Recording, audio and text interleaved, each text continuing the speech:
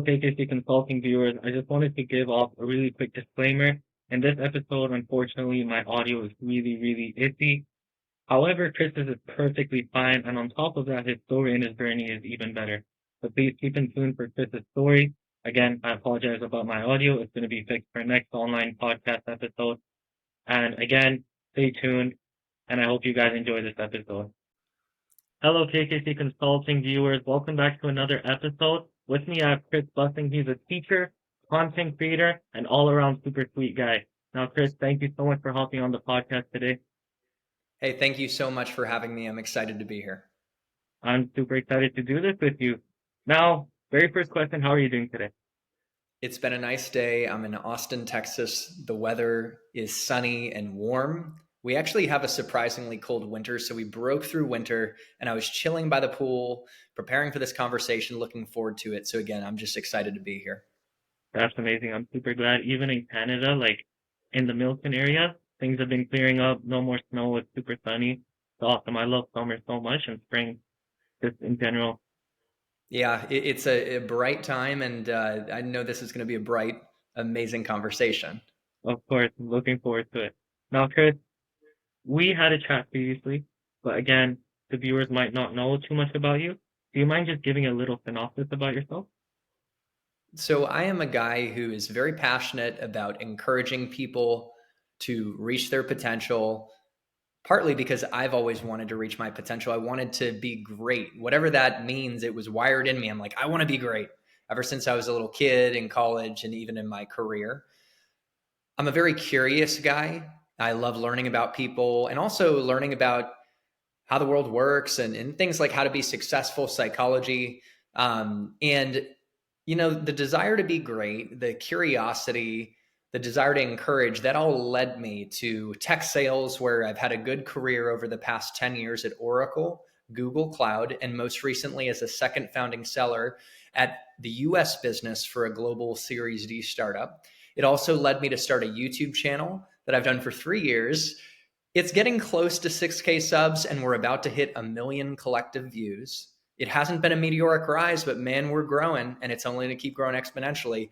And there's a podcast that I do. So of course, as I said, I'm a curious guy, and it was inevitable that I'd start a podcast. And I have a business now, Tech Sales Accelerator, that helps people start their tech sales career and grow in their career. So that's been my journey so far. There's a lot more to unpack, but that's who I am in a nutshell.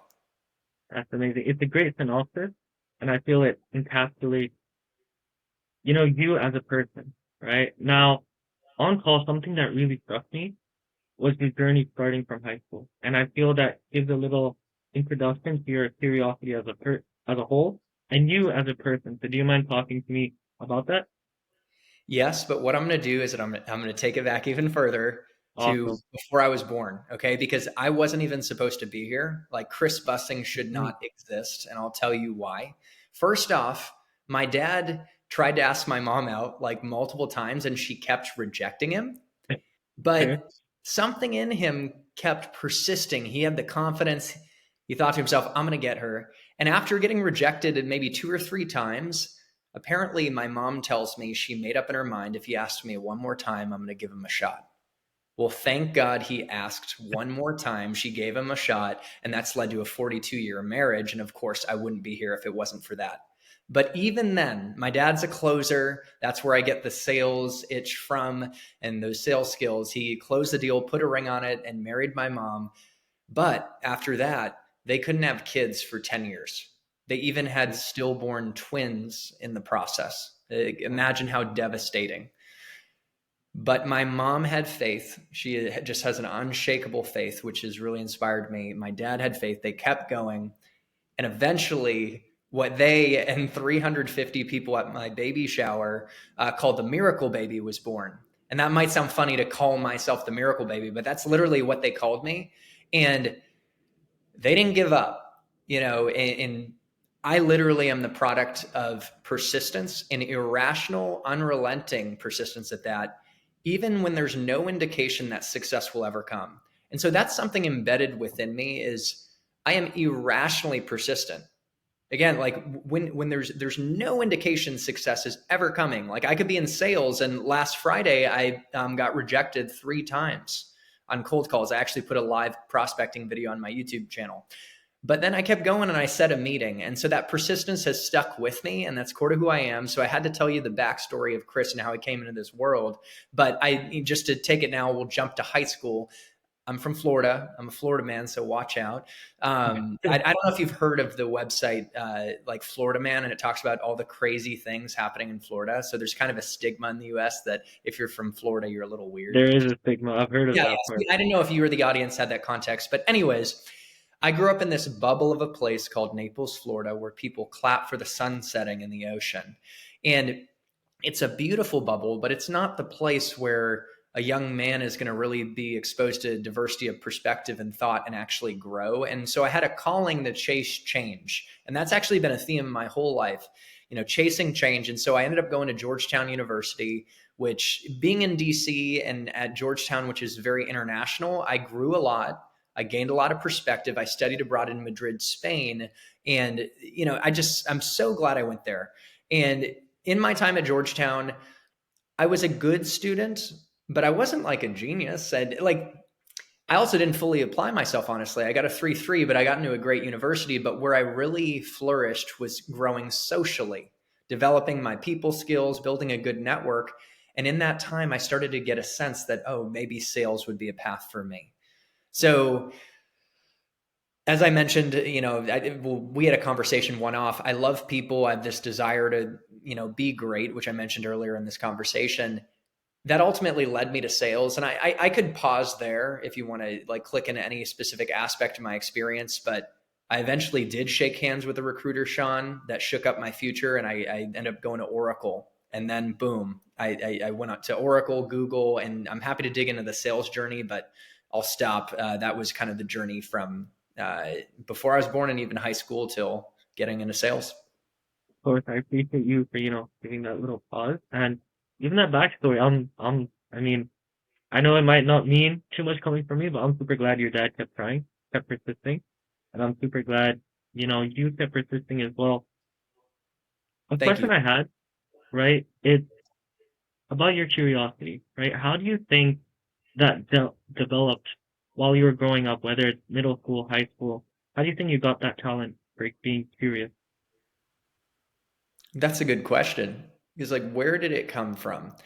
Mm-hmm. Honestly, I look at my own mother, and she is highly curious to a point where she'll ask me questions. It's almost annoying, where it's like they're so detailed and she's so curious. I'll be like, oh, I caught up with my friend, Jay. And she's like, oh, she asked this and that. And it's like, I don't even know. I'm like, oh, we just caught up. We talked a little bit, but and so my mom is highly curious. And so let's acknowledge that I really believe I got some of my biggest strengths from my mom, my dad. And I think the key, though, is I followed the curiosity and I didn't stifle it.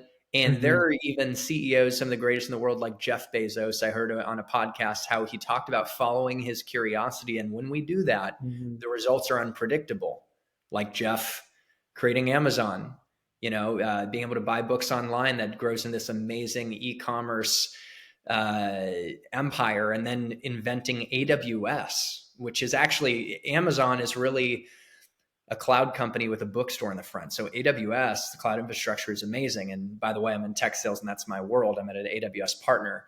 And then his Mm-hmm. curiosity took him to Blue Origin, this, that he thinks is going to be an even bigger bet than all of Amazon. So I just know, whether it's myself or I could never compare myself to Jeff Bezos, but the greatest people in the world that really reach their potential, which is a core theme. I want to reach my potential. I want others to. Mm-hmm. They follow that curiosity. So I think I got it from my mom, but I cultivated it. I explored it. I followed it. And I will say, when I started at Oracle out of college, there was the class of training. They have a training program that's very Right. thorough. I was with a bunch of peers, and one of my peers, Brad Mank, he was kind of the class clown, a little bit of a bully, but overall a nice guy, poking fun at people. And he said, "Hey, question boy." He called me question boy because he was making fun of me because I asked so many questions. Mm-hmm. But that, even there, was my curiosity was in action. I was highly curious, but that curiosity led me to be very successful and become a top SDR and get promoted. And then that promotion led to 3 good years at Oracle that led to Google Cloud, and the rest is history. But yeah, that's my thinking on. And but I love the question, by the way, because are there other nuances to where my curiosity came from, like other Right. than my Right. mom, right? Like I'd have to think about that. Maybe as I followed it and I see other people too, like great thinkers and entrepreneurs being curious, I'm like, oh, I want to double down. I want to do. Like even for me personally, I feel that sometimes it's really nice to just reflect on the whole idea, like, why do I love learning about people's journeys? And as corny as it sounds, sometimes I just lay on my bed and think about that, thinking, sorry, can you still hear me? Yep, you're back. And it's funny because I've had some big podcasts because I have a podcast myself, and even with like famous authors, and it's cut out for like a minute at a time. And hey, this is a part of the journey. Right, It's right. sloppy, it's messy, but I love that you followed your curiosity. You're having these conversations, and let's get back into it. So Of basically, course. cut out for your curiosity that led back over to you. Okay, thank you. So I was just mentioning how, for me personally, sometimes, like as corny as it sounds, I just lie down on my bed and think, why am I so curious about other people's journeys? Right? And I've thought about this a lot, and I try to look back, like, is it from my parents, my friends, maybe some external factors? And I feel it's just a combination of everything, to be honest. It's the idea that, growing up, I really love food, right? And that was the Yes. creation of KKC Cuts, where essentially I was giving haircuts because at that time I was like, oh my God, these barbers are making like $45 for a 20-minute Whoa. haircut, right? I could make like 200K from this, right? So, so with that, I moved on to selling clothes, KKC clothes, and I just became really interested in people's journeys as a whole, and that led me to KKC Consulting. But I really do feel that curiosity as a whole is a superpower, right? And I feel it can carry you to great lengths, and honestly, it'll take you great places. I mean, as evident with you. Yeah, and I will add in one thing that one of my superpowers is my ability to connect with people. And I do have a very big network for my age, whether it's Hmm. executives or peers. And I, even through my podcast now, have connected with the people that are shaping B2B Hmm. tech sales. And I hope to continue to grow into one of those key shapers in the industry. And I also dream of being a professional speaker, and I've done some speaking. I was graduation speaker at the Boys and Girls Club. I've spoken to some founders through Antler VC. They're a venture capital firm. But the reality is, I still have a long way to go on that aspirational dream. I'm stepping into it. And that's where I'm at. So I do have mentors, and I know we're going to talk about mentors later that are professional speakers. And I've gone to the National Speakers Association. I'm watching people who make $1 million a year speaking, right? So through Hmm. osmosis, I'm getting to hear from the best of the best. And shoot, Amar, I lost my train of thought. This happens sometimes. My brain All is kind good. of No crazy worries. brain. So what we should do is we should probably keep flowing. And if it comes back to me, brother, I'll get back to it. But No let's worries. just keep it rolling. But it's funny when this happens, man. But It is funny. It is funny, but no worries at all. Like, again, if I mess up, if you mess up, it's all good. I can edit and cap that later on. what I would say Totally good. though is like with my podcast, I never edit, and I had Really? this happen with a guest I'm dropping, and with a guest I'm dropping a podcast tomorrow, Kyle Van Voris. He's really great. I had a moment where I lost my train of thought and then I lost it again, but then got it. And I keep it in. I think it's raw. And I think that one thing I stand for is true, authentic self expression and giving people permission to be themselves and imperfect. Because success on the journey in life, entrepreneurship, it's messy, it's sloppy. So it's funny, like this is just a part of the journey. And sales, if anything, has taught me that. Like I told you, last Friday I got rejected 3 times, and then I set a great meeting. Right, we just Hmm. like keep moving forward, and yeah, technical glitches, losing our train of thought, it happens. But I know the thought's going to come back to me, and we're It going to will. pull it at some point. Of course. And I appreciate you for sharing that because I never thought about it from that lens. I always thought about it like, I gotta make this the most perfect thing possible. I gotta make sure that every edit is perfect.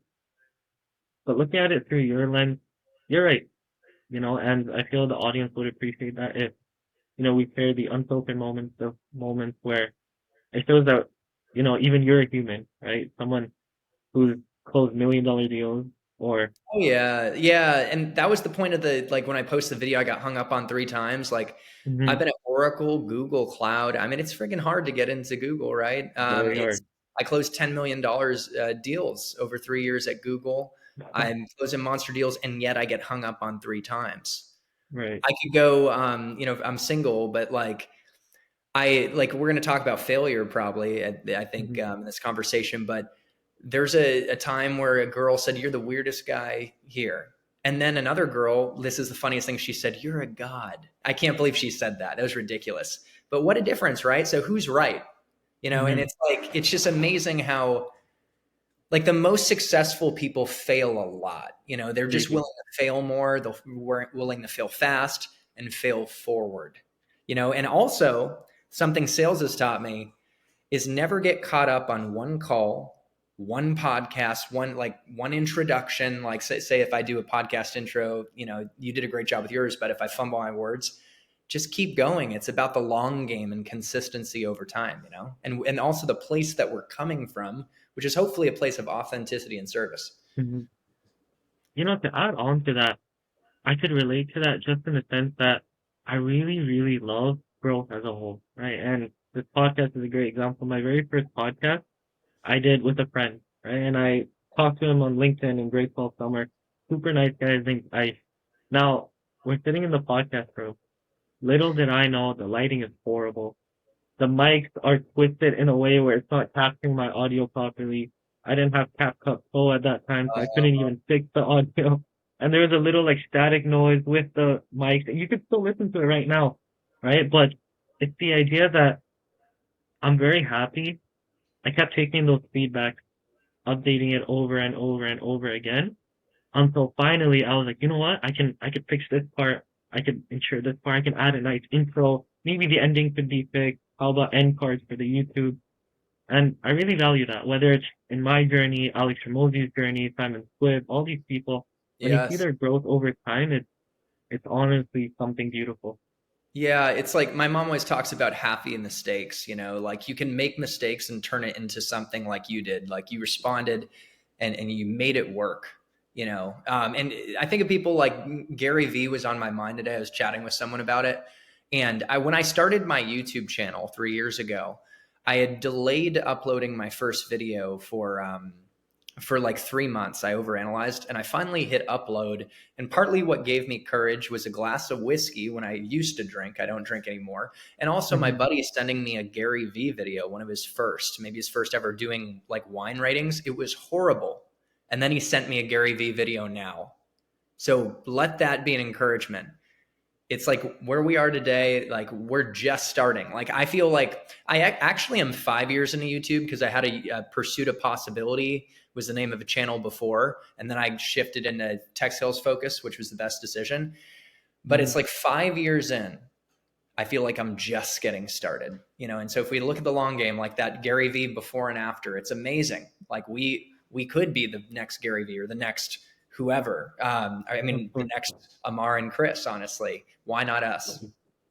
And I feel it's that idea that, that image far away in the tunnel that really gets me excited to wake up every single day, right? Gets me excited to try to build new things. Like, for example, there's an app I'm trying to make called KPC Classroom. I haven't revealed it to anyone just yet because obviously it hasn't been made. Yeah, But I want to be able to simplify consulting and investment banking recruiting from the lens of someone who's trying to go through it right now, right?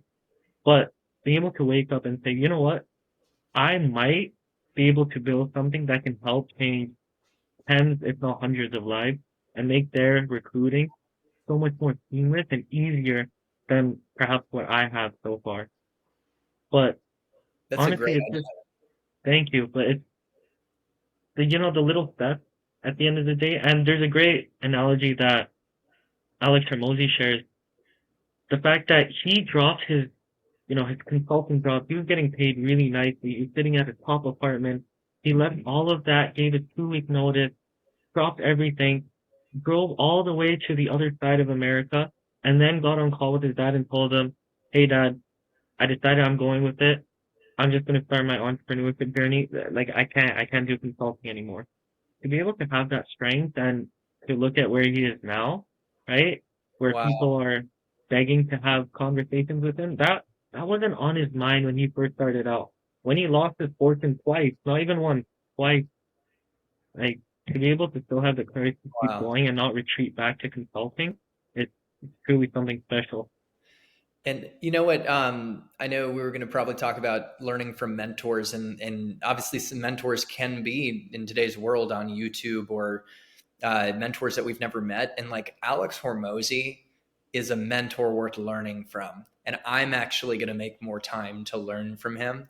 I was talking Mhm. with my buddy who's been successful in entrepreneurship, and he's one of my best friends. And he's been focusing on Alex's content. That guy is good. And so He there's is. a lot of talking heads out there, but man, he's an inspiration. And it's like everything he says, it's like every minute is very valuable. It is, Yeah. and I feel it's a strong pattern with him that if you watch one reel, just one 30-second reel, you're Yeah. gonna learn more from that than like an hour podcast from someone else, and it's crazy, Unbelievable. And hey, that's the goal, by the way. That's something on right? my journey is as I, because I have dreams to continue to grow through content and encouraging people is to become better at distilling value more quickly. And Hmm. another thing that I've been working on is copywriting. It is amazing. I see some really young people. I just met a 22-year-old that has like a six-figure business.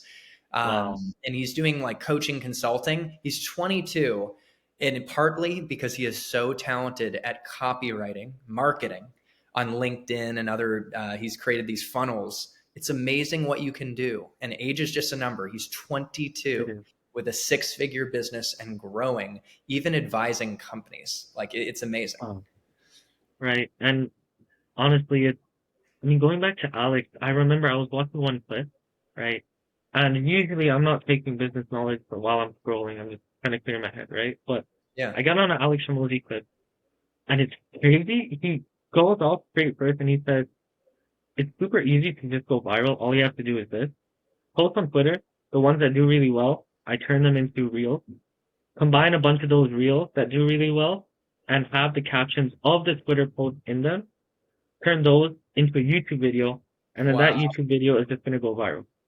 And within 30 seconds, I was hooked, and I was like, "What? How did what?" Like, right? Dude, It's he's so good. it's And it's like, insane. by the way, it's like with mentors, they really accelerate our success and help us They do. avoid like stumbling around. And like that's the purpose of a mentor. They can help, you can steal from them, get the cheat code, and succeed faster. And that's something I'm Hmm. still working on, especially as I look to grow my YouTube, which is it's really all marketing. Stealing from the Hormozis of the world, right? There's principles, man. Like I went to this Kajabi Hero conference. Kajabi is the platform that I run my Tech Sales Accelerator course I on. see. And this guy, Brendan Burchard, have you heard of Brendan Burchard? Not Um, exactly. he's one of the greatest high performance coaches and speakers in the world, kind of like on a Tony Robbins level. But Tony is obviously very unique. But Brendan works with Usher, Oprah, all the top execs, and he has $100 million business with like personal growth. So he's someone who shaped me, and a great book for anyone to read is High Performance Habits by Brendan Burchard. And Hmm. so Brendan is amazing, and I saw him talk live, and he was talking about marketing because he's so good at personal growth, but he's actually an expert marketer to grow his personal growth business to 100 million. And he said, guys, it's like literally this, like there's frameworks, simple frameworks. He's like, just do it over and over. And so I think one of my things is giving that I've been stepping into is giving up an attachment to like, oh, this things need to be hard, or I need to be really creative and original. It's like there are, at least for like marketing and actually for sales too, right? There are principles, frameworks, and processes that you can rinse and repeat. And it Hmm. makes a huge difference. It does. And going back to, mentors being a cheat code, that's literally the slogan of KKC Consulting, right? Really? Insights from the pros, cheat code for life. I really do believe that, if I can grab a consultant who has 20 years of experience, surely he's going to be able to give advice that can save off a good 3 to 5 years for someone else, right? and that 3 to 5 years they could amass and make it even greater. So then that consultant can do the same thing, save up another 5 years, and it's like a never-ending cycle in a sense, right? And I personally believe I've learned so much from all the guests that I've had on the podcast, whether it's a consultant, someone in product management, someone in sales, whoever it might be, they all share unique insights into their journeys.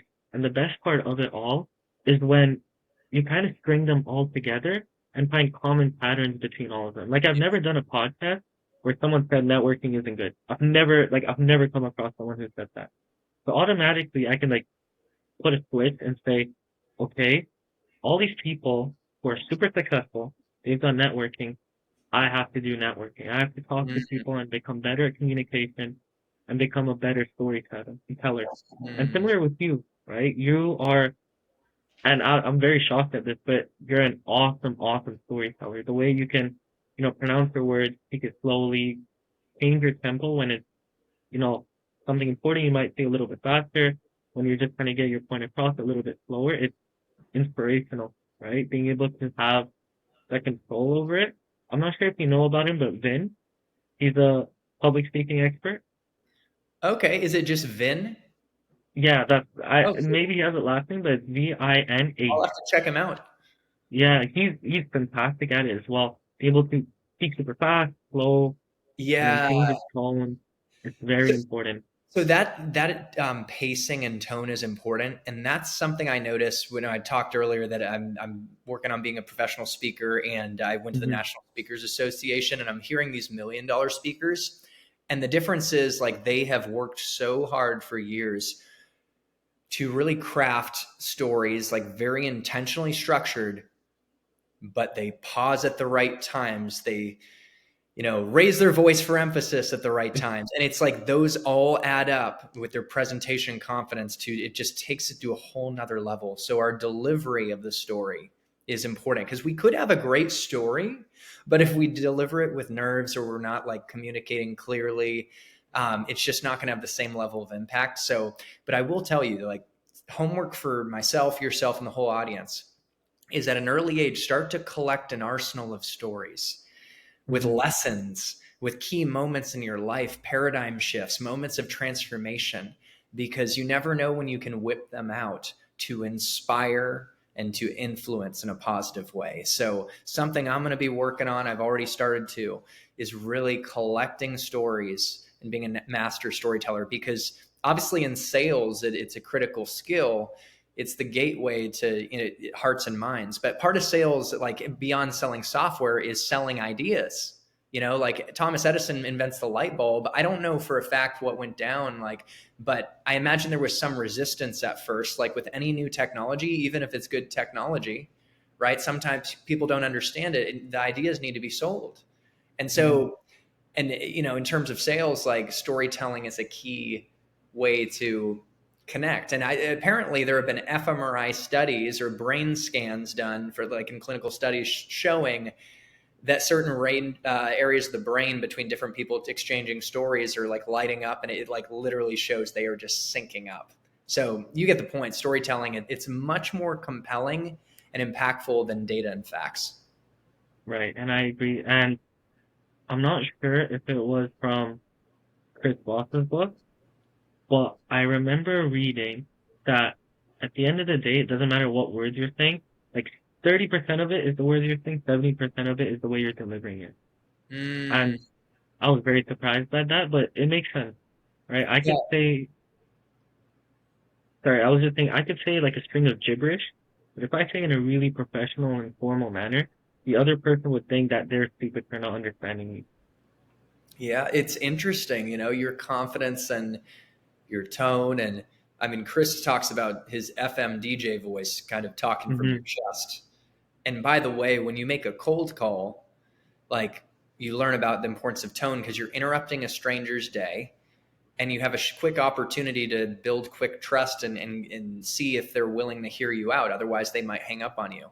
But if you're Hmm. like, hey, Amar, this is Chris calling from Bespin, and you're talking fast and high pitched, it sounds sketchy. It's like, what's this Right. person hiding? But if I was like, Hey, Amar, this is Chris calling from Bespin. I probably caught you in the middle of something. Do you have 20 seconds for me to quickly tell you why I'm calling you specifically? It's Hmm. more chill, and it's more. I'm slowing down intentionally, and you're probably.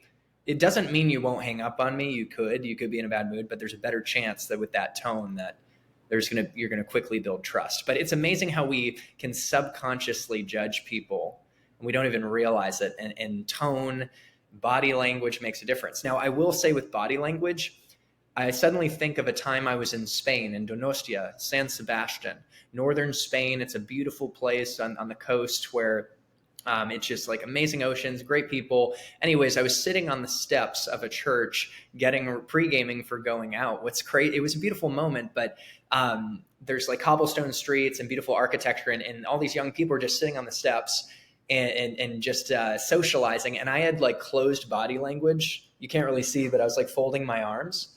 And my Hmm. buddy said, Chris, like loosen up, open up your body language. And I did. And suddenly these girls came over and we talked and had a great night. And that was a powerful moment on the power of body language too. Right. And I feel even when speaking to people, when you can correct the perfect hand signal, and for me, it's become a little bit of a habit, but I'm trying to mitigate it to when it's really necessary. But when you can explain your ideas through body language, it just emphasizes the story so much more and allows you to get not only the point, but the moral of the story across to someone else in a much more sufficient manner, I feel. Yep, yep. And one nuance, though, by the way, is that self awareness is key. I have gotten Hmm. feedback from a mentor who actually was a mentor from my Georgetown days, and she's always been a guardian angel for me, Pam Donlin. Shout out to Pam. And she did say she was even watching my YouTube videos, and she's like, "You use your hands too much. So Hmm. it is distracting." And I actually, that's something where I'm very expressive and it can be a strength, but also sometimes and I still do it actually. It's like I don't know why I talk with my hands almost like I'm an Italian that they talk with their hands.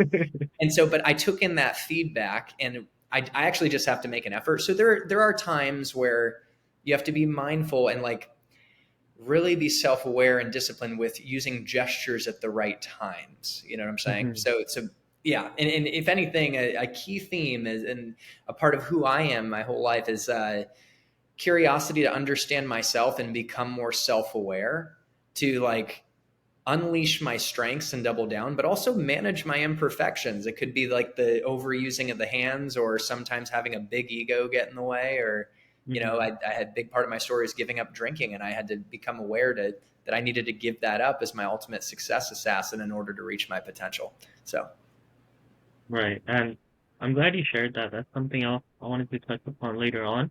But before we delve into that, I wanted to talk to you about your mentor, right? It's a reoccurring theme in this podcast. But all in all, from everyone that I've spoken to, I feel that having a great mentor is a key to success. It's part of the formula that you just can't take away. It's a fixed variable. Do you mind yep. talking about mentors on your end? Yeah, a mentor will help, as I said before, accelerate your success. You can imitate, what they've done in an area where you want to be successful and replicate their success and then innovate, make it your own. But Hmm. the other, benefit of a mentor is it blooms into a meaningful relationship and a friendship, which actually is like very rich and rewarding. And so if there's any area of your life that you want to succeed at or improve in, you can find a mentor who has gone before to be successful and avoid the pitfalls and accelerate faster. So, but I can walk you through it. Like I have so many mentors, like different examples of mentors. For example, I had Pam, who was that mentor back around my college days, and she helped me like navigate the process of getting into a good university and also entering into the working world, preparing for interviews and things like that, and that was useful. I had a mentor who was actually my friend Chris. Imagine Chris and Chris, we were best friends and roommates in college.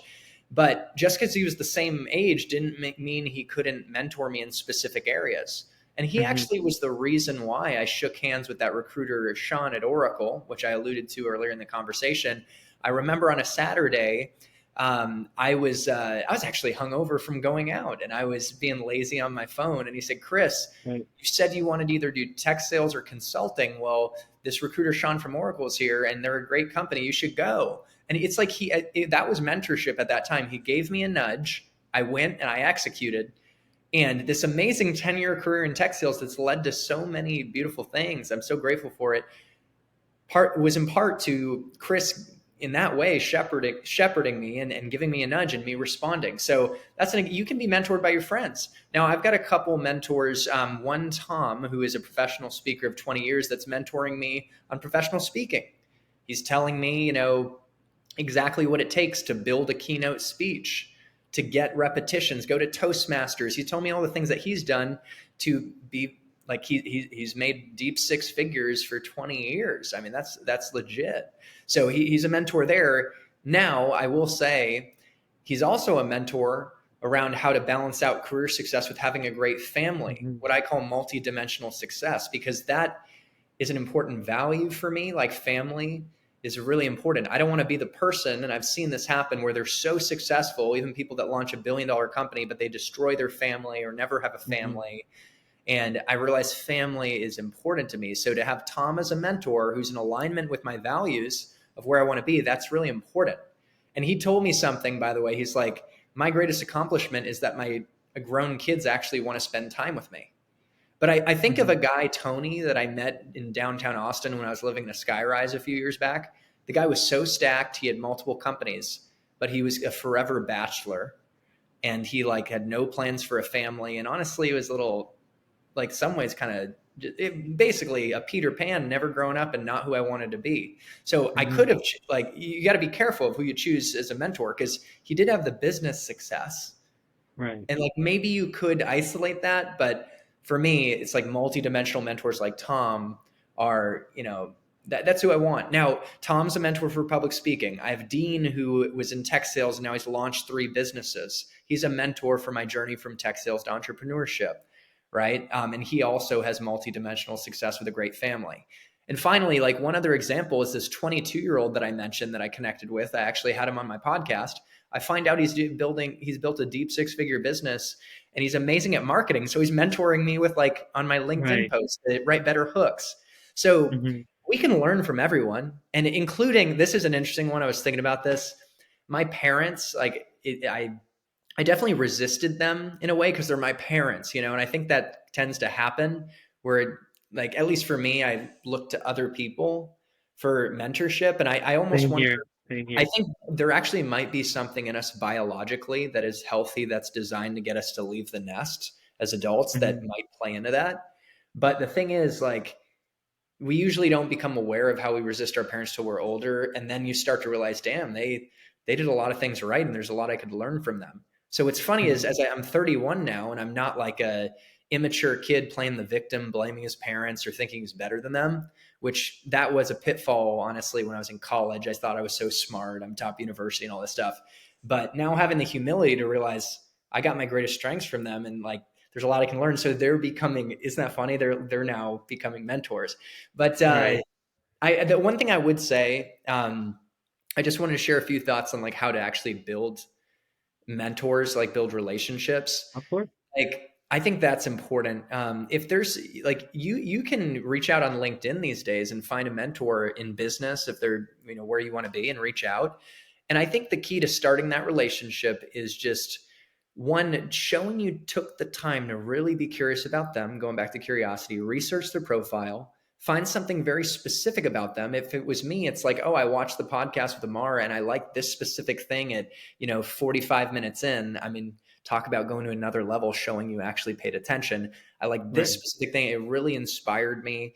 And honestly, you're an example of where I want to be one day. And I'm reaching out because I'd be absolutely honored if you took 15 minutes just for a mentorship conversation. Would you be open next week? You shoot your shot, but from a place of real thoughtfulness and authentic Mhm. flattery. You got to do it. Now, you might meet someone in person and, might look similar, but you get that conversation set up, and just know that as a mentee, you actually have a lot you can give to a mentor, like way more than we realize, because every human being wants to feel like they matter and make a difference. And you give a Mhm. mentor that opportunity. And imagine when you take in their advice, like you want to really have specific questions to show you're respecting their time in that first conversation, and take notes, make it clear you're doing that, apply their advice. And when you succeed or produce positive results applying their advice, message them to let them know and give them all the credit for your success. And that is a gift, and that's showing them that they're making a difference. And one other thing, on the topic of contributing to mentors, because you have a lot to give to these mentors, no matter how successful they are. It's not like you're just taking, you're giving. It's just being curious and asking questions. That feels good. It actually It does. triggers a dopamine high. Honestly, it's like a self-disclosure feedback loop that kicks in. So one, it's even on a podcast like this, I'm talking, I'm feeling good, man. You're giving me that gift of feeling real nice. Hmm. But you can give that to your mentors and just bring those personal touches, right? And like one of my mentors, he he wrote a book, which is amazing. Well, I bought the book and I read it and I gave him feedback. I said I loved it. That's a gift to my mentor, So anyways, I think people don't realize how much they can contribute to mentors, and when they do that, the mentor is just going to want to give and give to you as well. And over time, string together enough conversations, you're rising up, you're giving them the credit for your success, and suddenly you've become good friends, and you might even start to feel like peers. Hmm. There's so many things that you talked about within this topic that I agree with 100%. And number one, your friends can be your mentors, right? I have a great friend, his name's Adam. He goes Queen. And I'll be very honest with you, I would have gone for engineering if it wasn't for him. I was in grade 12. I got rejected from my top three engineering schools, McMaster, UFT, and Waterloo. So I was like, okay, then I guess I screwed over. I was really confused as well. I had like 94.7% overall average, had a part-time Yeah. job. So I thought maybe I'm just stupid, right?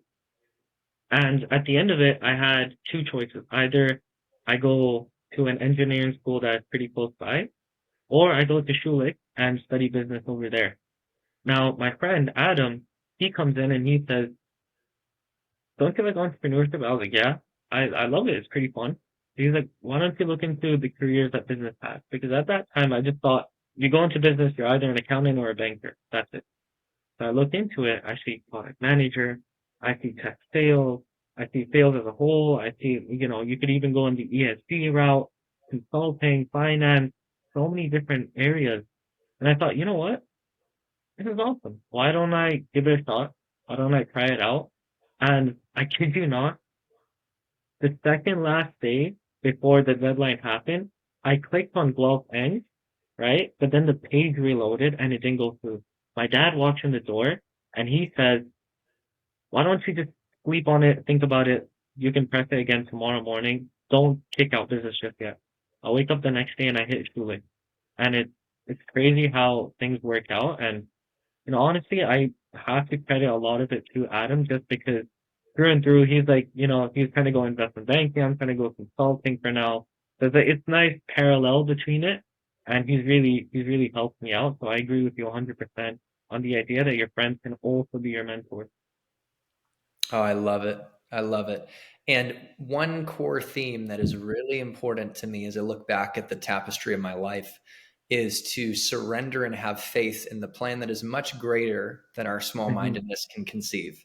Hmm. Even at 31, I have a very limited life experience and perspective, but I'm a man of faith. And for me, I'll just speak for myself. Like, I believe in God.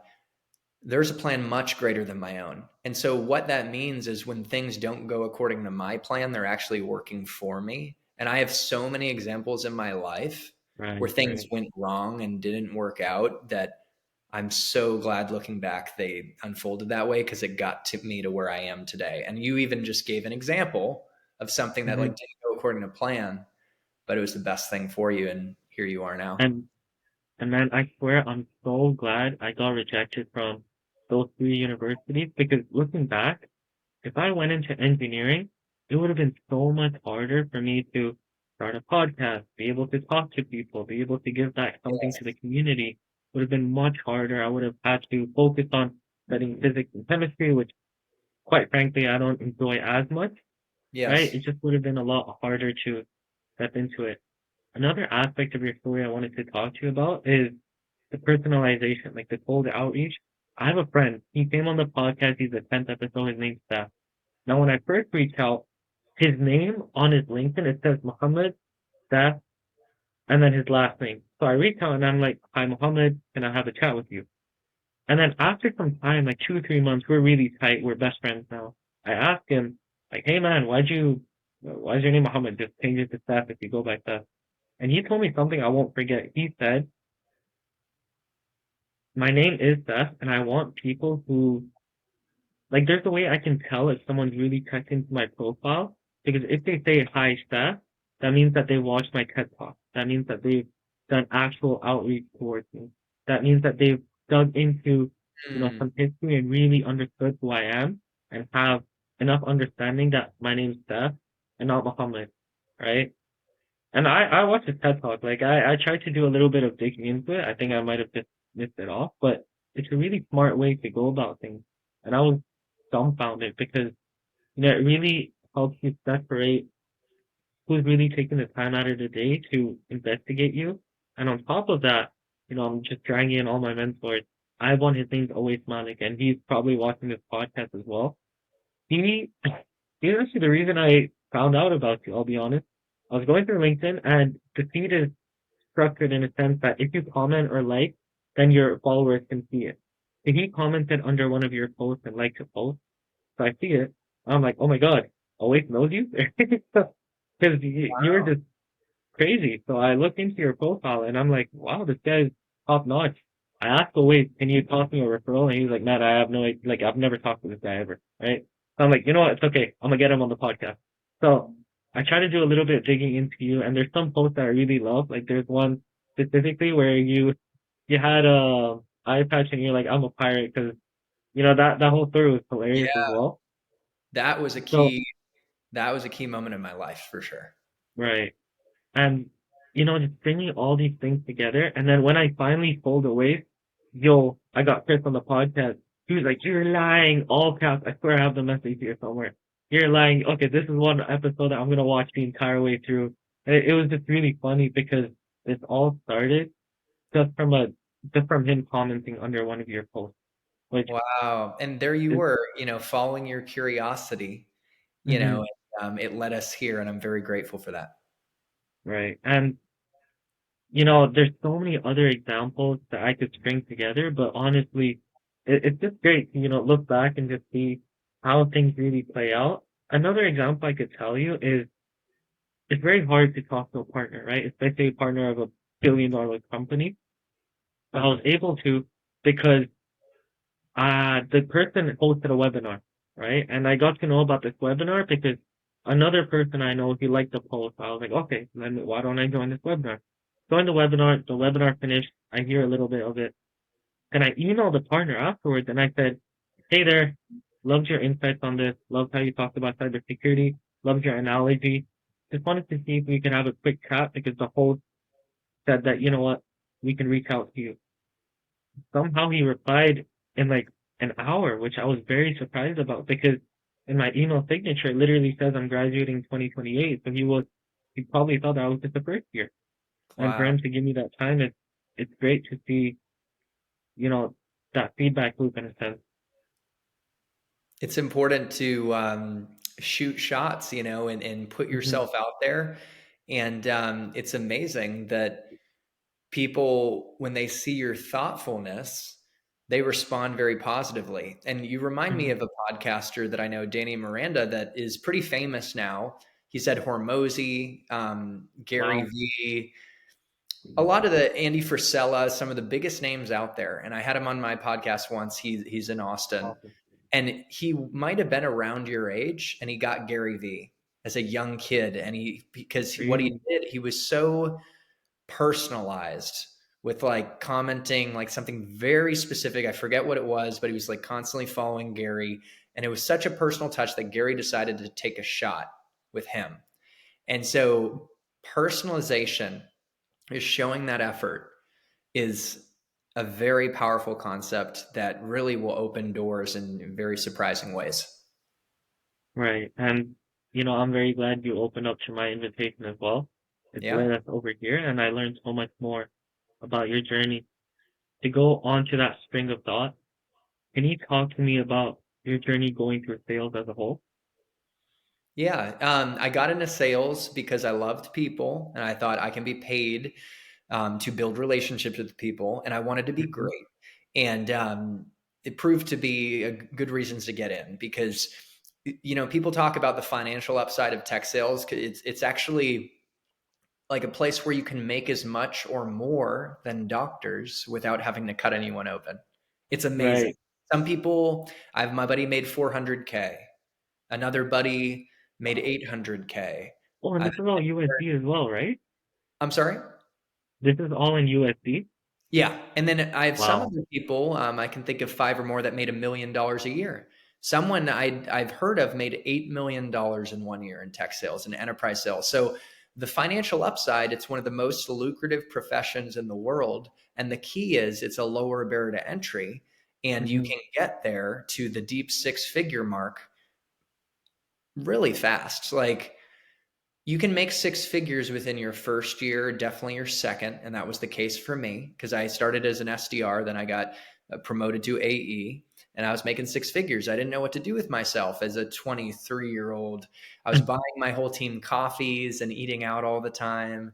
And yeah, so, and by the way, like for clarification, the first role in tech sales, the SDR sales development role, is where you're tip of the spear, you're representing the company, and you got to go out in the market and reach out to prospects. You got to interrupt their day to set meetings. So you could be picking up the phone, as I gave you an example earlier of how I'd open up a cold call, and you're interrupting them and framing, trying to understand the world, frame an opportunity and a reason to take a meeting. You could be using email and sending personalized emails, using personalization that we talked about, that are emails that are relevant to set meetings. You can now social sell using LinkedIn with a personal touch. They see your face, and you could message them that way and do what I call multi-threading. You're hitting them from all angles with the phone, email, and LinkedIn to get meetings and then generate pipeline.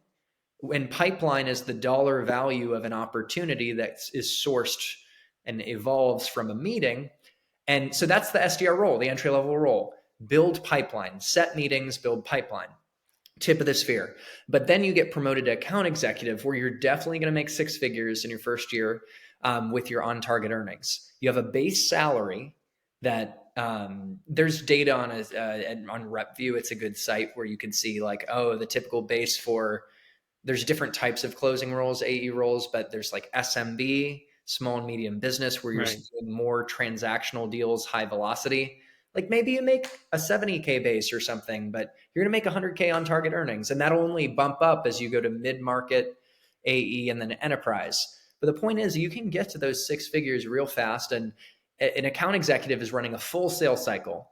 So where SDRs are setting meetings and building pipeline, and AE is running discovery calls, which is the first meeting where you're really building rapport and a connection with the customer, understanding their needs, framing value. Some might call it pitching, the opportunity, prescribing Mm. next steps, and then advancing. And there's all these steps, for one company, you could do technical scoping and architecture reviews that lead to piloting or trying the technology and eventually negotiating a deal and a multi-year contract.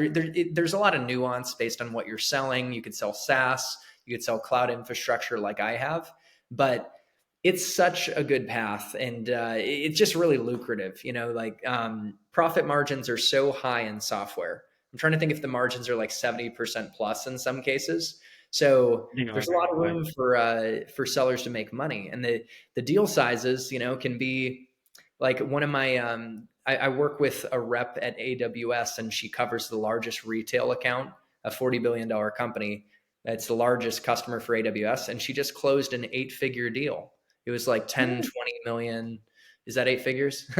So yeah, no, it's really great. But the thing is, like, the friendship upside is huge. Like, you make really meaningful connections. Some of Hmm. my best friends have come from tech sales, as well as mentors that were like C-level executives. Like this one CTO that I think about, David, he's in Austin. And he went from customer to mentor and friend. And I'm sitting in the back of his Aston Martin with the wind blowing in my hair, having an amazing time with my new buddy David. And it started with a business relationship. And this Mm-hmm. guy, he's a Harvard graduate. He has like 14 cars. He's taken Wow. companies to exit. Like I think the companies that he's been at, they've been bought out. He's just stacked, but he's also got a great family and he's become a mentor. So one of the things about Tech Salesman, my superpower has been turning executives into mentors as well, Mm-hmm. like personal friendship. So that's a great part of tech sales. I'm going to hit on a few other things. I'm sharing a lot about tech sales because I'm passionate about it, but because there's so many benefits to this path. But and I actually think it's the number one early career for 20 to 30 somethings in the world. Number one. And this is another reason. Sales is the highest leverage skill there is. It It is. amplifies anything you want to do. My lawyer, after I had this eye accident that you saw that post, and my lawyer who helped me settle the lawsuit did sales for 10 years. The only people who sell more than salespeople are founders and CEOs, right? Mm-hmm. Being able to sell impacts our dating life. When I cold approach a girl, it's like a cold call, or like even just being able to connect with people, which is foundationally listening.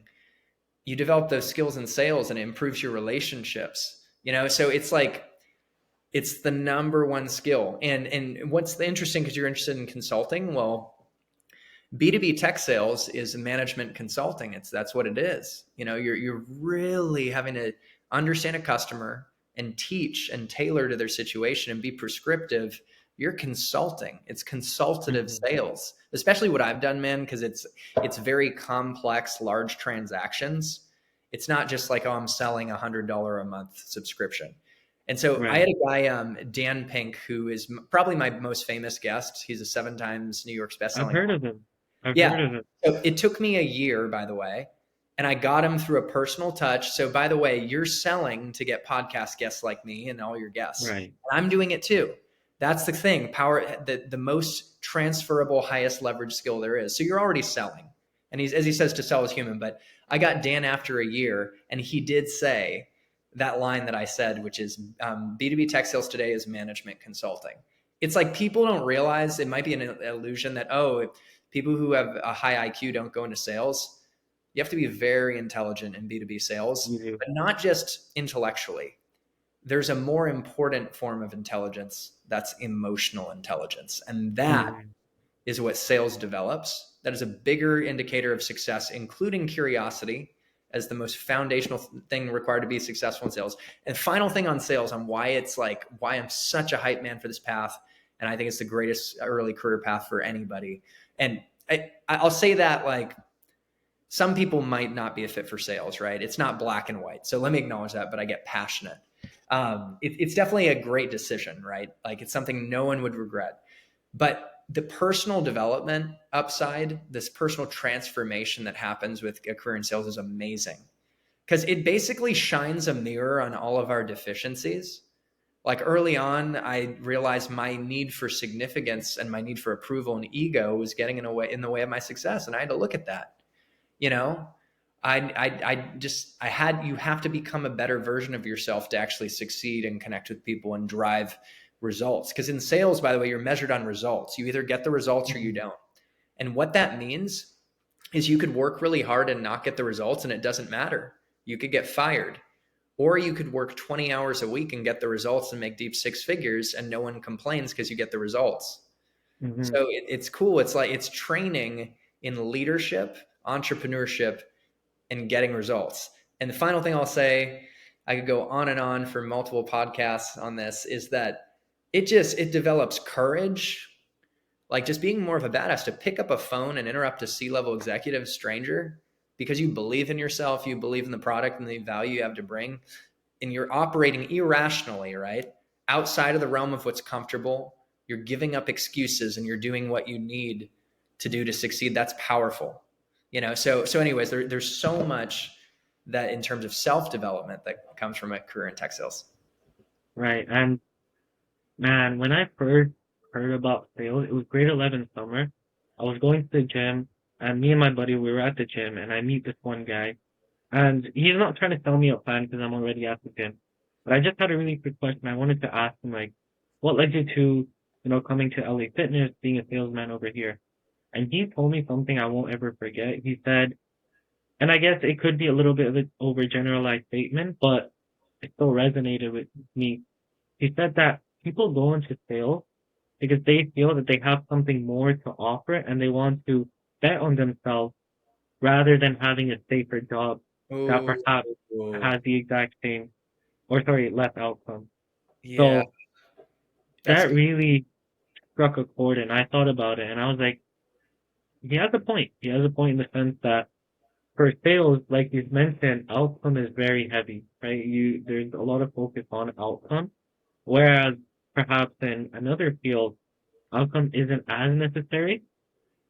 Instead, it's, about the time you put in, the billing hours, and all of that. Another story I wanted to share is grade 12 summer, I talked to a guy. So this is exactly how it went by. I talked to the first guy who came on the episode, and he told me to talk to someone else who's super duper sweet. So he tells me to talk to someone else. And that person, the third person I talked to, we were about to go skiing the other day. He's an amazing guy. So I talked to him and he tells me that he's trying to build a company that focuses on selling a software, essentially just email personalization, just mass email send for SMBs. He tells it to me. At that time, I have no idea what he's saying. I just thought it was all gibberish, but I was like, yeah, that makes sense. Right? But the little bit that I did understand, and this is exactly what I said to him on call, I just told him, so it's basically like I'm reaching out to a girl that I know likes me.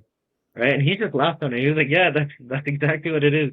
Just don't say it on call with anyone else. So then on that day, on that spot, he was like, you know what, you want to come on the company? And I was like, yeah, sure. So that's where I really learned how to pick up the phone, how to call someone. Now, of course, I'm far from perfect, but it's helped me a lot and it's helped me with the podcast, with having the confidence to speak, with just, going with I forgot what it's called, but asking for a permission-based approach, right? Just saying, Yeah, hey there, right? And being able to go with that, because at the beginning, I used to stutter a lot. Can I tell you something? Right? But after some time, I was like, hey there, I'll be super, super honest with you. This is a cold call. Do you just have 27 seconds so I could tell you something that I think will improve your company? And, just from that, they'll be like, yeah, sure. And it's very funny because two or three people, like when they answered my call, they were like, you're good at cold calling. You want to join my company? And it's wow. crazy how these little events you just formulate over and over again. I can connect with them on LinkedIn. And one guy even said that he would come on the podcast. I haven't followed up with him just yet, so I should probably do that. But it's just crazy how, it's a complete cycle sometimes.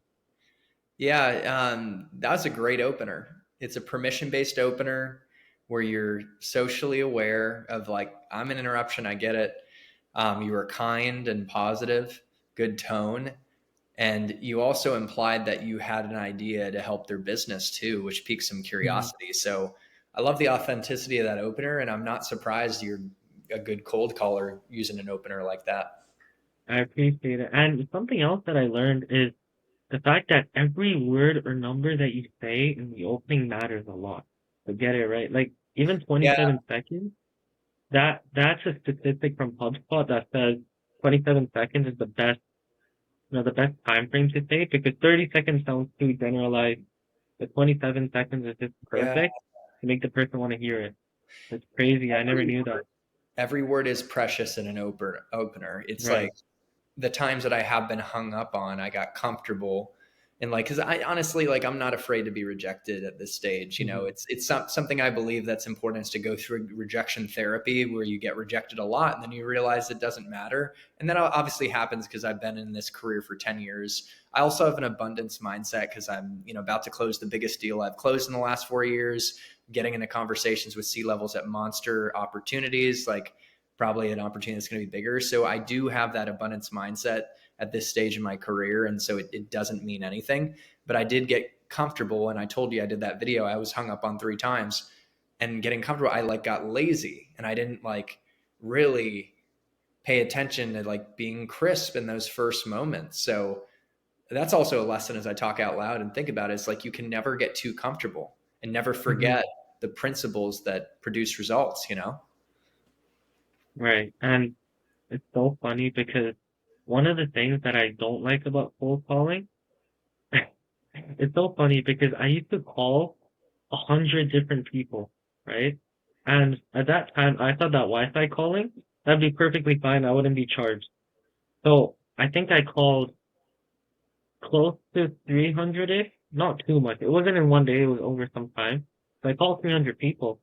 And after all those calls, I was able to book, you know, I think 10-ish meetings around that.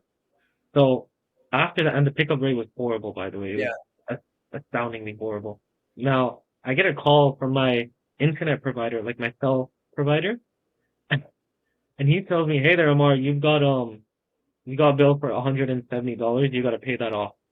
So I was like, "What?" Right? And immediately I was like, how does that make any sense? And he was like, "You've been doing calls to the United States.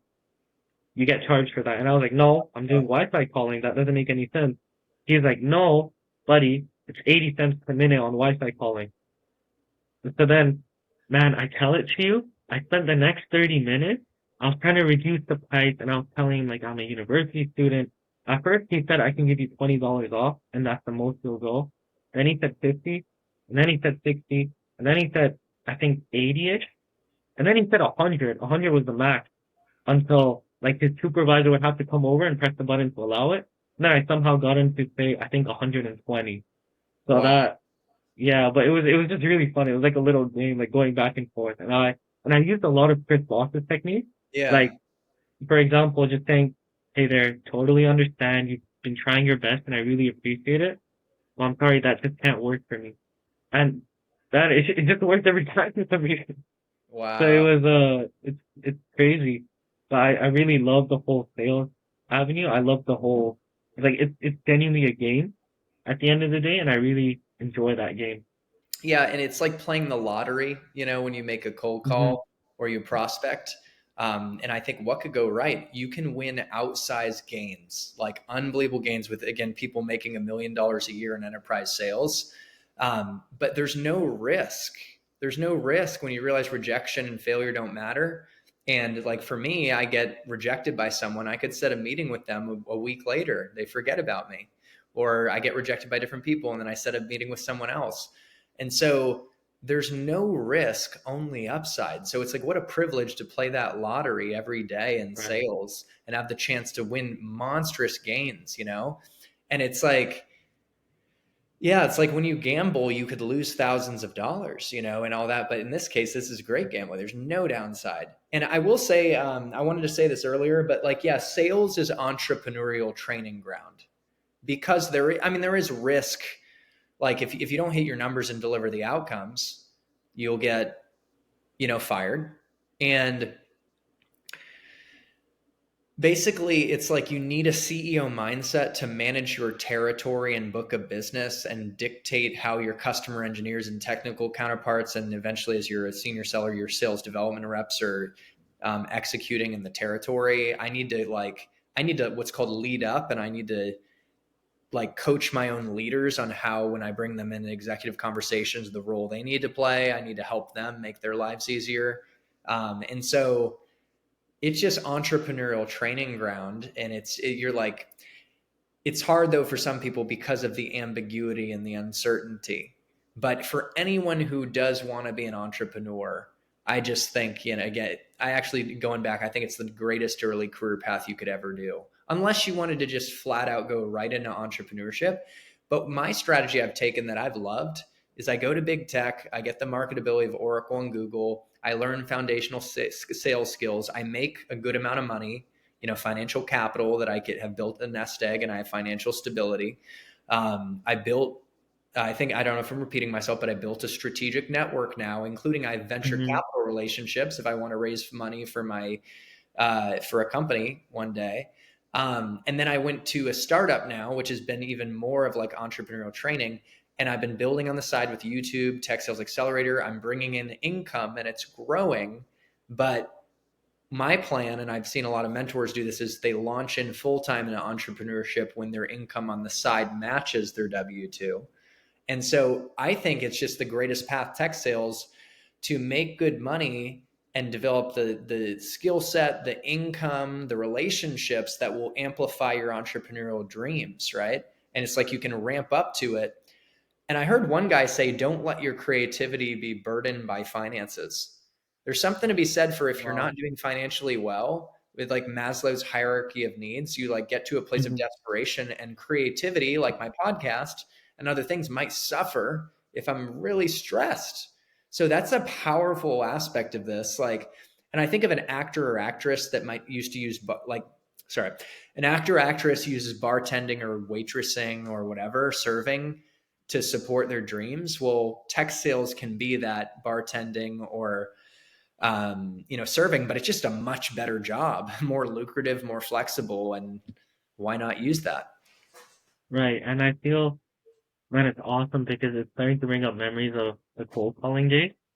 It it's really a blessing to be able to, get on the phone, clear up your nerves, talk to someone, just get Yeah, better over time. And going back to what you said, I love the idea that you thought about it as you're going into sales, you have this amazing job, you're getting the financial capital, but the best part of it all is that you have an amazing network yeah, and you're getting paid to learn essentially, which yeah, I find yeah. amazing. No, you're right. And it's like, again, like sales is the highest leverage skill. It amplifies everything. And yes, you can learn domain expertise of like certain technology, like cloud infrastructure. You can learn about AI, but it's really, Hmm. I mean, I believe, man, it's the sales skills themselves that is so, it's a force multiplier. I will say in tech sales, like I did one CEO when I asked him how he became a CEO. He said, "Ride the waves when they come," and so that's a good Hmm. metaphor. Say if you do get into tech sales, ride the waves. So I've ridden the cloud infrastructure wave.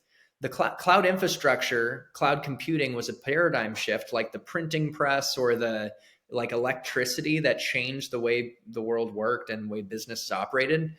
Cloud computing went from, you have this capital expenditure and this physical data center you manage and pay people for, to be able to like outsource that and rent that from a cloud provider like AWS, Google, and Azure. That's Microsoft's cloud. And click buttons and access it on demand, like when you click a button for Uber, right? You get the infrastructure needed to build applications, and it's allowed businesses to be extremely nimble. And so there's going to continue to be trillions of dollars shifting to the cloud over the coming years. Any startup that is born is going to be born on the cloud. And so it's like I'm riding a wave selling cloud technology. Companies Hmm. need it. That's where things are shifting. You can do multi-million dollar, even billion-dollar deals if you're the rep who covers Uber, or Snapchat. They spend billions of dollars on cloud, or Netflix. I think Netflix spends 20 billion on AWS. So you ride that Wow. wave. Now, what's another wave? It's AI, and so you look at like NVIDIA. There's a company, Vast Data, that's the infrastructure powering AI. You could hop on the wave and sell for them.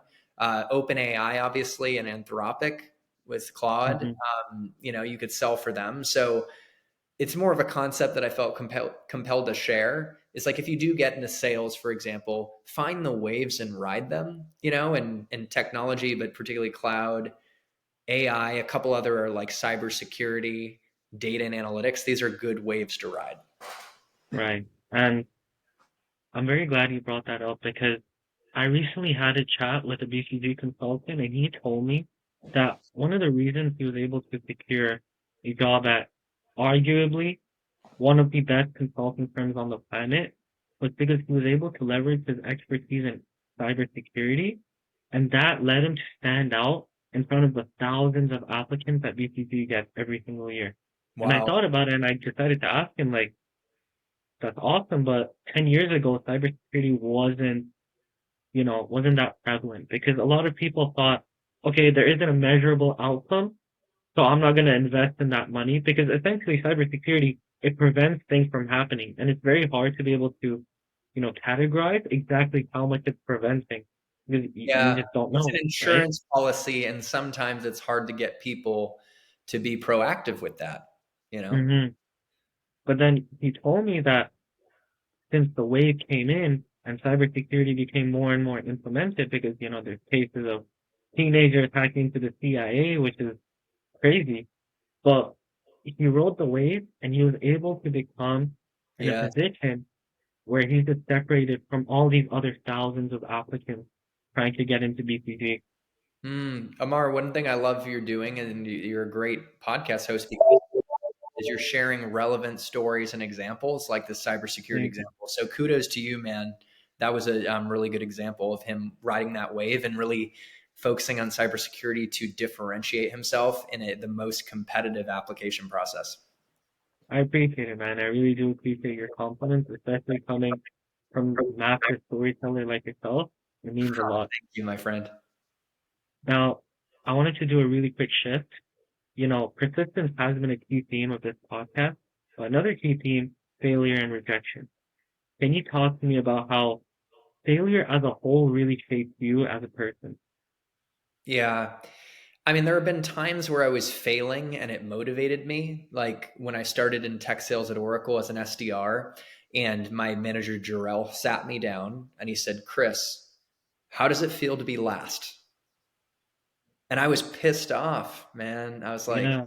I don't even know if I'm passionate about tech sales, which was immature of me to say, but I did say that. Hmm. It's like, I don't even know if this is what I want to do. Can you believe that now that I've been in it for 10 years and I have a whole Hmm. freaking YouTube channel and community and course dedicated to this path? And you heard how I talked and talked about how great it is.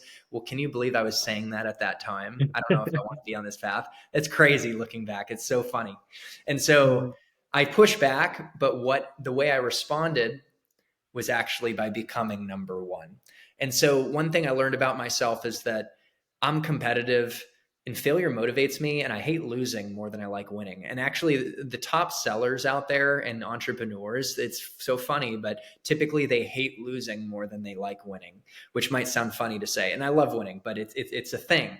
And so, I was failing in that sense, like last on the team, but I responded productively. It motivated me. And thanks to Jarrell for giving that feedback. I think he knew deep down that that was what would motivate me, you know? Hmm. So one thing I would say is like, I've come to realize that failure is temporary. I mean, you've heard now, I've mentioned 3 times where you get rejected, and then set a meeting. Even with the same person that rejected you, you could set a meeting. My dad, as I mentioned, was rejected by my mom multiple times. And then Hmm. set the meeting, the first date in 42 years of marriage.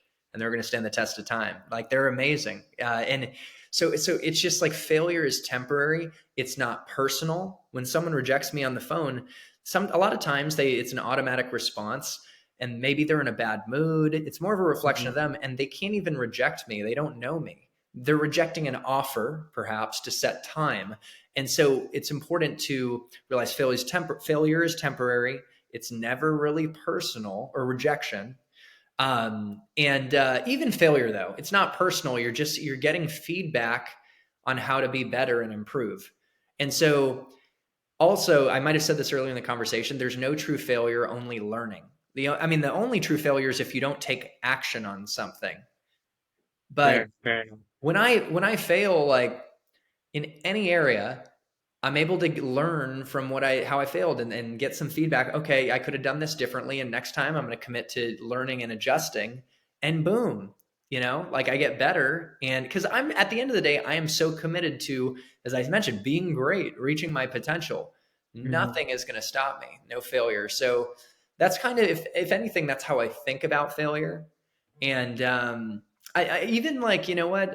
One final example, when I was going from SDR, the entry level sales role at Oracle, when I was at Oracle, to account executive, my first closing role, I went for this opportunity in the enterprise segment. I'd sell to enterprise customers. I thought I was all excited and I flopped and I didn't get the job. They rejected me. I failed.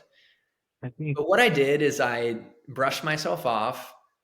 I looked at it and I said, I could have prepared better for this. I got a question I didn't expect. It wasn't my best showing. And I was hypercritical, but that's good. And I made adjustments.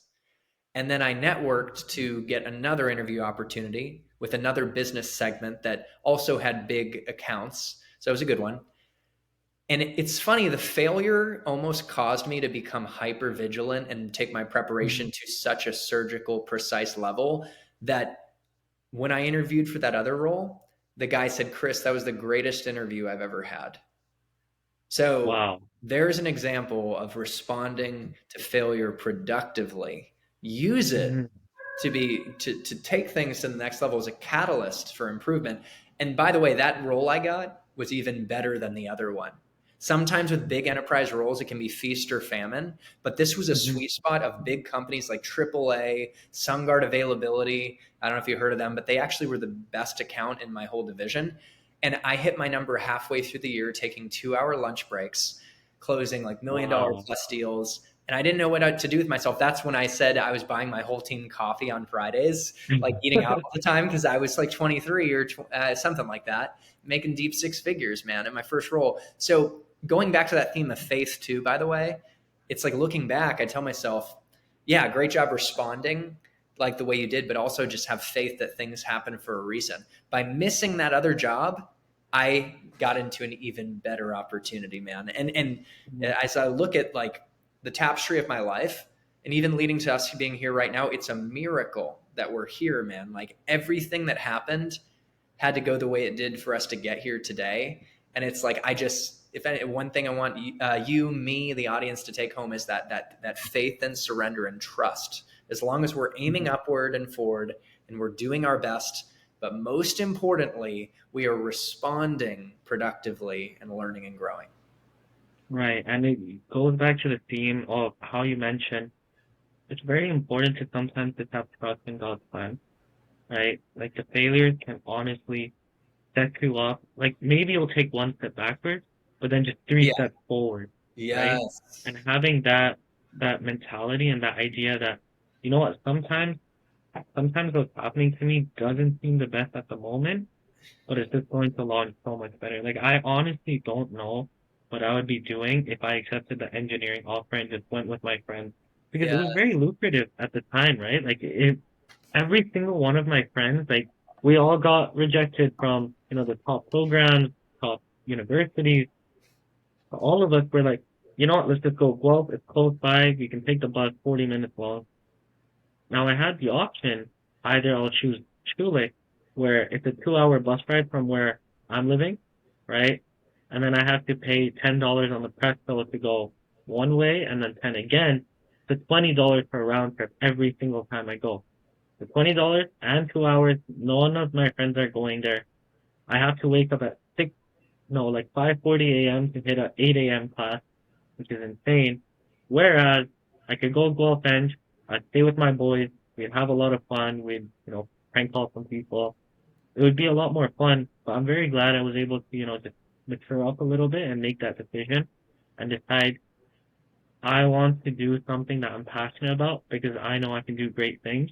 And another thing that I really, really love about this podcast is you keep mentioning how you want to become great. And not only great, you want to become one of the greats, which I admire a lot. And it's embedded in many of my role models, whether it's Khabib Nurmagomedov, Usain Bolt, Cristiano Ronaldo, whoever the person might be, they all have this feature in their mind of not being able to turn off, if that makes sense. They always want to keep pushing, and not Yes. for other people, but for themselves.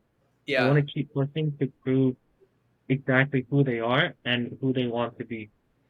I just wanted to share one example because I was talking with my buddy Trent about this. Trent actually has 50,000 subscribers in my place. He's got a great channel. Wow. So I have these friends in this space that are, there's other tech sales creators.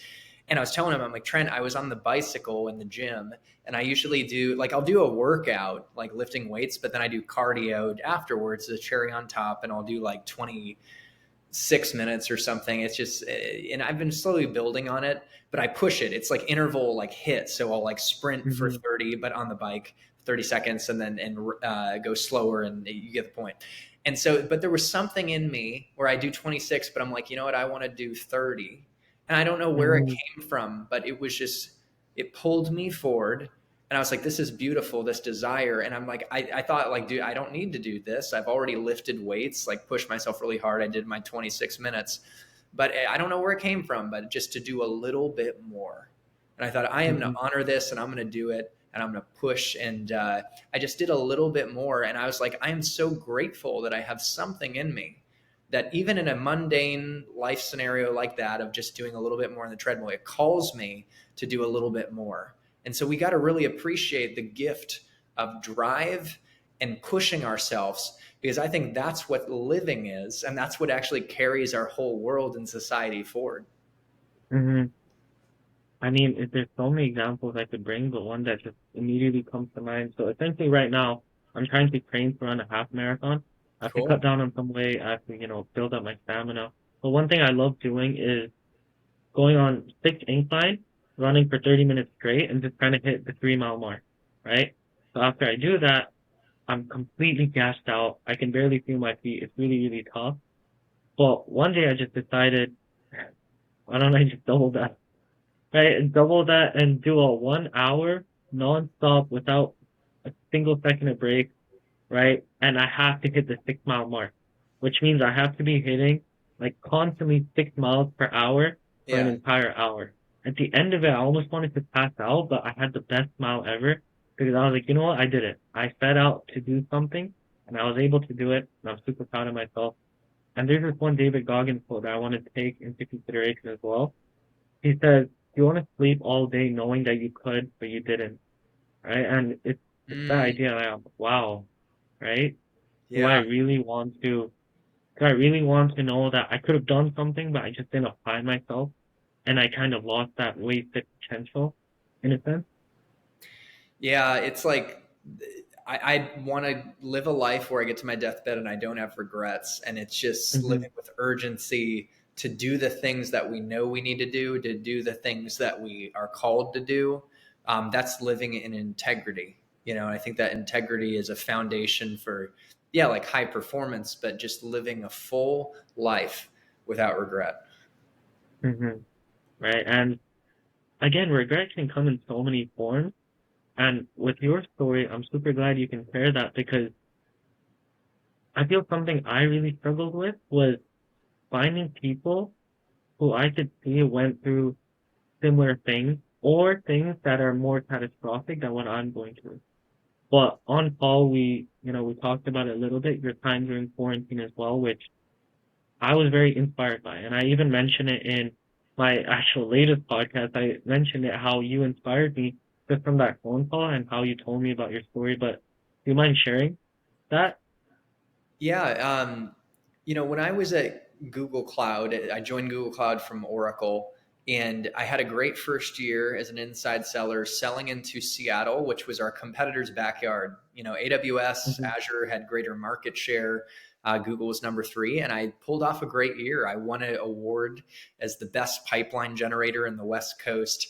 I was really good at getting Wow. meetings with C-level executives, and I even got promoted to field sales at 26. And field sales is the road warrior traveling around. It's the highest level of sales. And I was one of the youngest at Google Cloud. I had another buddy who's 26, but I was one of the youngest. So I was very proud of that. I had set a goal. I want to get to field sales at 26, and I did. I had been doing personal growth seminars. I was on top of the world, creating like personal transformation.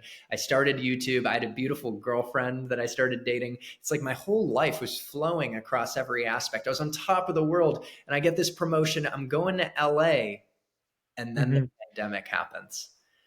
And I was in denial at first when I, arrived in LAX, LA's airport, and there were crickets in the airport. There were no humans. No one was around. It was dead quiet. And I continued to, I was riding a high of success, but I kind of was in denial. I didn't think it was real. And slowly but surely, like everything was locked down. And as an extrovert, it was kind of tough to be locked down. And the job Hmm. that I was so excited about, where I was going to do Formula One racing with customers, Bon Jovi concerts, LA Laker games, it Oh, all wow, came out that's the awesome. window. And I started to have some negative thoughts. And my energy levels dropped, and something was changing. Mr. Positive, high energy suddenly was not wanting to get out of bed in the morning, wasn't wanting to do his work and follow up with customers. I started to have thoughts like escape. And that thought turned much, much darker. The darkest place it could go. In my mind, I felt like I lost it.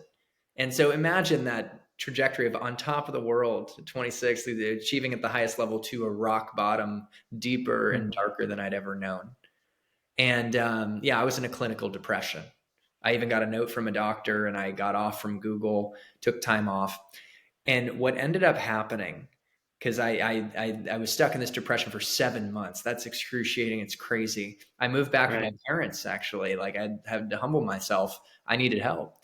And but what happened is, it was when I finally surrendered and gave up trying to resist the dark negative thoughts and feelings and heavy emotions, and I started accepting, and I stopped trying to like force it in my job, but I actually took time off and I rested.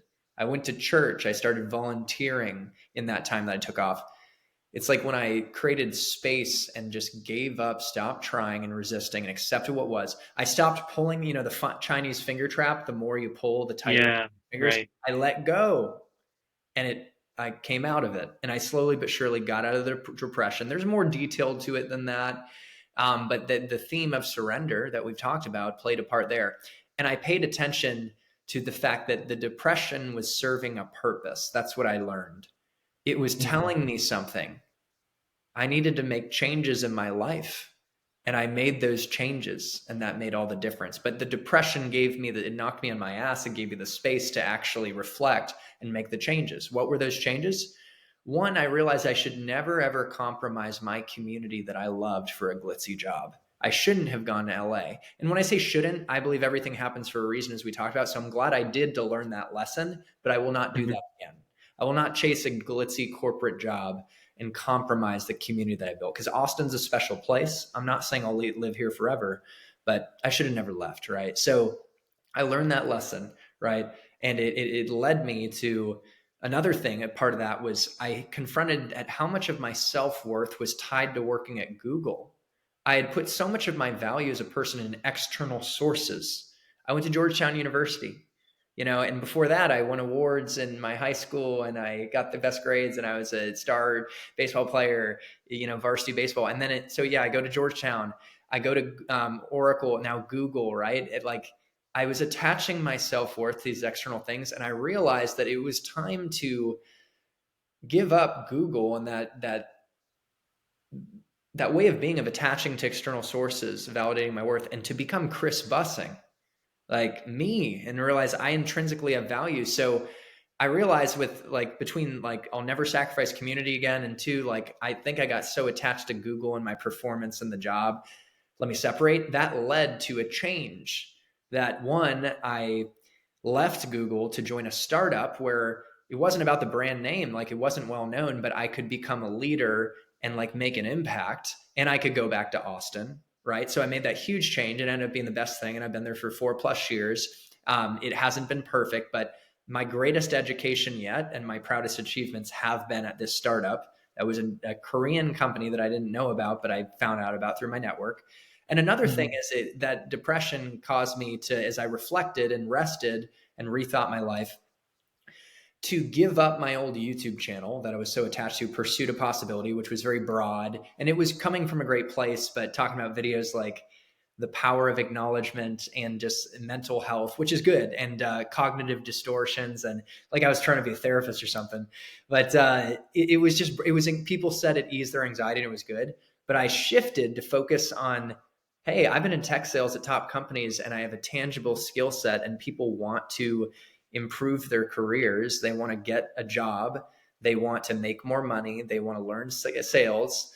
And it's a great path.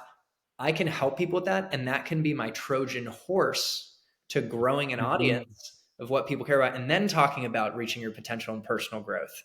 And so that was a transformation. And I did that, and I haven't looked back since, and it paid off. And again, now we're about to get to 1 million collective views, and I'm just getting started. I think it's going to blow up at some point, where it's just going to, It that's what will. happened for my buddy Trent, right? And so that depression right there, you heard a little bit about how I got out of it, which was surrendering, and giving up, actually, of all things, counterintuitive, and resting, serving, by the way, getting off myself, but then listening and making the changes. One, never compromise community again. I'm going to go back to Austin. Two, I'm too attached to Google and my performance and prestige. Let me join a no-name company, but where I can actually make an impact and live where I want. And three, let me now create this YouTube channel with more clarity and focus than ever before. And I did all those things. And see, like if the depression didn't happen, none of that transformation would have happened. So yeah, that's the Mhm. story. Man, it's honestly very, very inspiring, and I mean this genuinely, with no barriers, with no like facade or anything, because it's a true story of how everyone has their own plan, and sometimes going back to what I said earlier on, you have to take one step backwards Oh to become yeah. three steps ahead, Yes, I right? have to say, Amar, it's like I was with a therapist, of course, getting support, and I told her, I'm like, I feel like I lost all my success. I take so many steps back.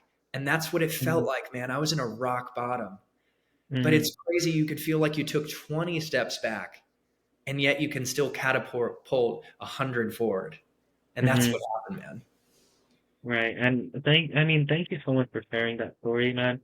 I really do appreciate it, and I'm sure Dude, it's whoever's watching heavy. It's a little heavy, man, because not everyone's it gone is. to that level of depression. But for someone Right, who right. has, hopefully they're encouraged, you know? And I will say, I think that some of the most extraordinary people, as they mature as a human being, that is a part of our evolution, is people go through depressive episodes. One of my buddy, and I was 27 when it happened. He's 27. He got into entrepreneurship, and he had a season where he came to me. It's like I'm having these thoughts. I'm like, dude, I get you, brother. And he made it through. But it's almost like I wonder for people who want to be great and go into entrepreneurship and whatever. Hmm. Like it's almost like a coming of age in a way. So Right. It's yeah, like part of that formula, you mean, right? yeah. So I mean, if anything, it's important that we help people understand they're not alone, though. You know, and that Hmm. because none of Definitely. our problems, even the extreme ones, are unique. You know, people have gone through depressions, they've lost loved ones, and I mean, honestly, it's extremely difficult stuff. So I do not talk about it lightly. But I'm just saying, if anything, we could, when we are vulnerable and share, we can realize we have so much in common, and we're not alone. Right. And it's a great message. It is truly a great message.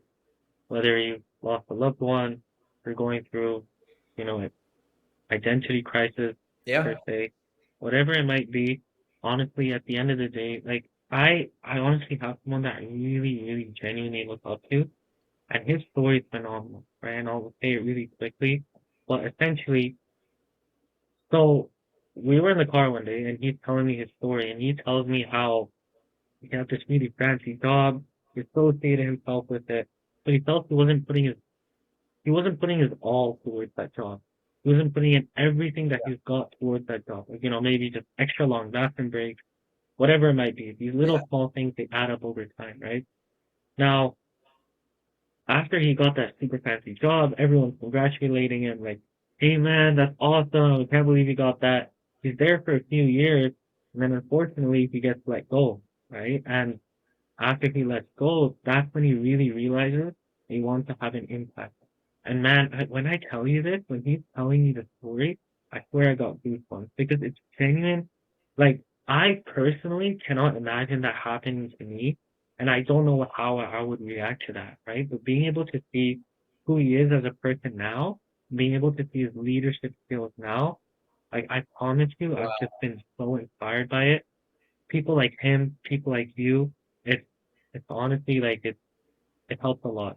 Yeah, one thing I'll say is some of the most successful people in the tech sales world. Obviously, I've been interviewing like all the big names.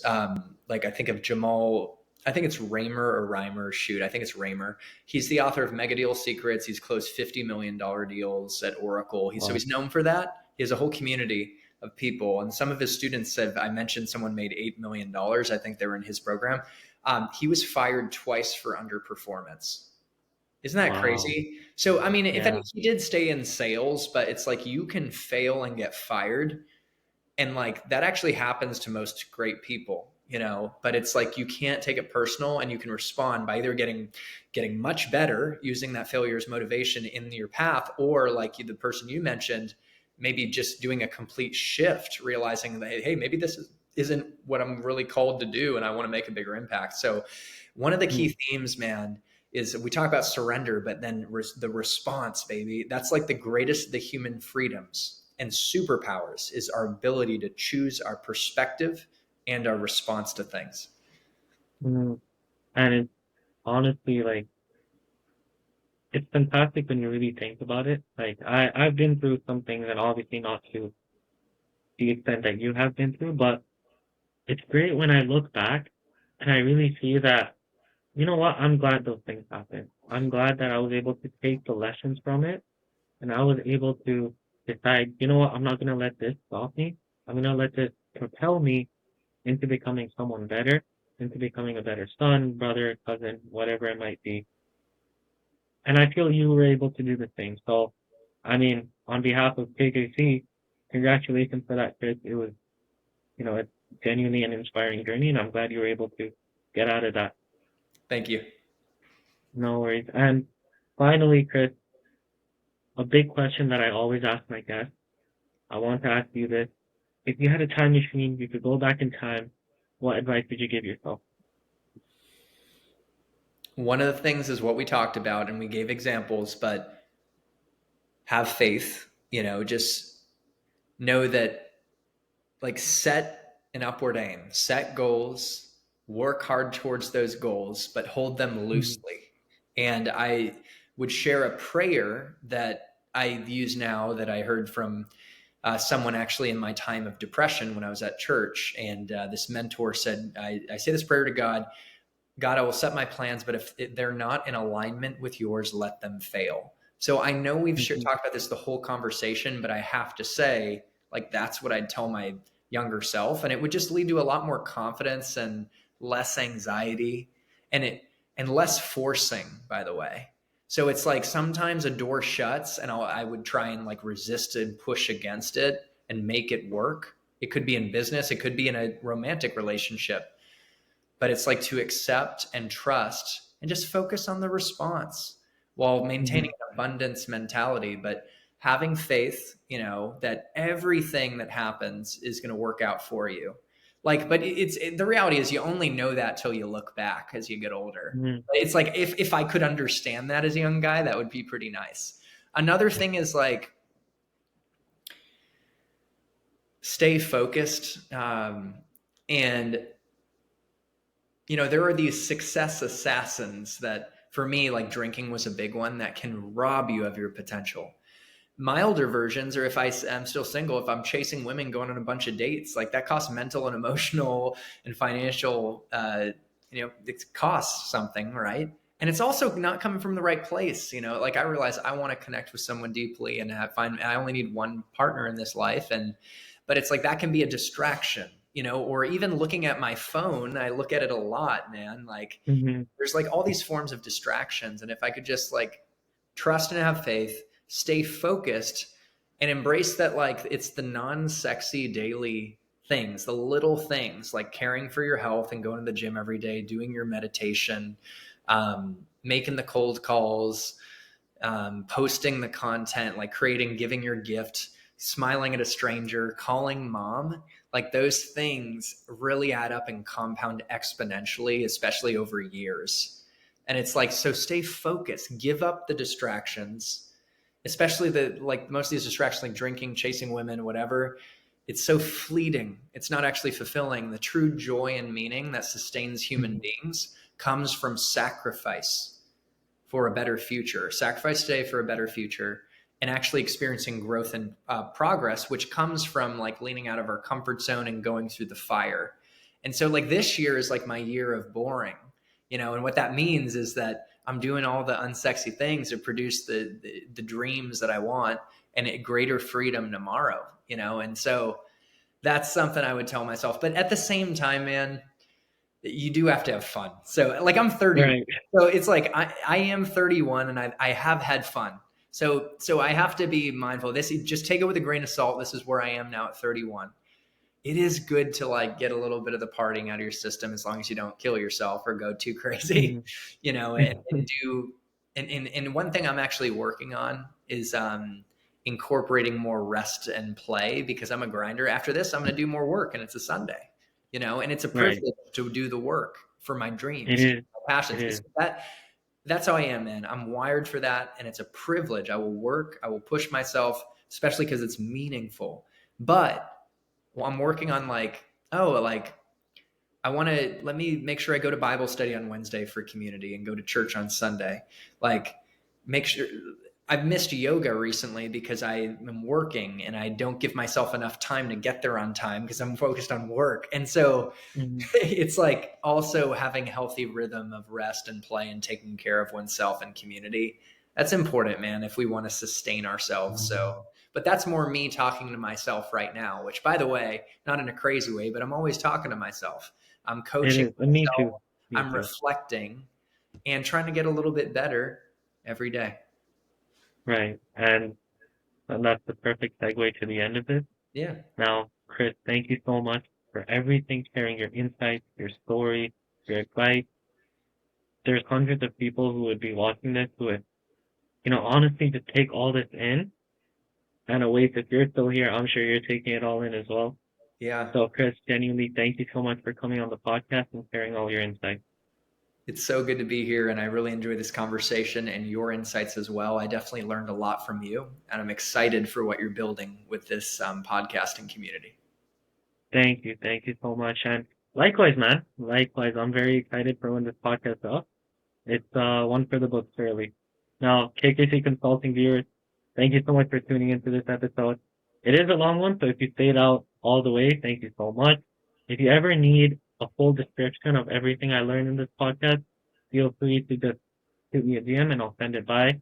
And of course, all of Chris's links are in the bio as well. Anything that you might need, feel free to reach out and it can be done. And yeah, thank you so much, Chris. Thank you, Amar.